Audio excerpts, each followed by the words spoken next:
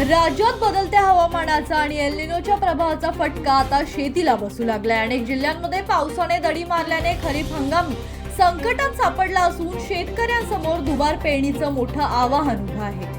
पिकांचे नुकसान, उत्पादनात घट आणि आर्थिक फटका बसण्याची शक्यता व्यक्त होत असल्याने शेतकरी मोठ्या चिंतेत सापडलाय।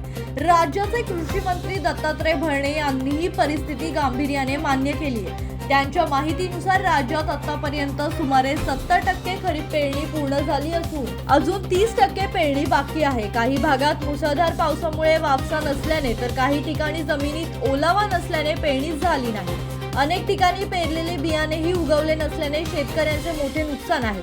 विदर्भ आणि मराठवाड्यातील अनेक भागात अद्याप समाधानकारक पाऊस झाला नाही। हवामान विभागाच्या अंदाजानुसार जुलै अखेरपर्यंत या भागात पावसाची शक्यता आहे। दरम्यान अमरावती विभागात सर्वाधिक 86 ते 90% पेरणी पूर्ण झाली असून ठाणे विभागात सर्वात कमी पेरणी झाली आहे। कोकणात सर्वाधिक तर नागपूर विभागात सर्वात कमी पाऊस झालाय।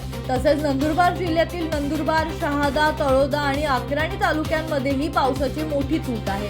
आता जुलैच्या अखेरीस पावसाचे आगमन होऊन शेतकऱ्यांना दिलासा मिळणार याकडे संपूर्ण राज्याचं लक्ष लागलंय। Bureau report, Janshakti.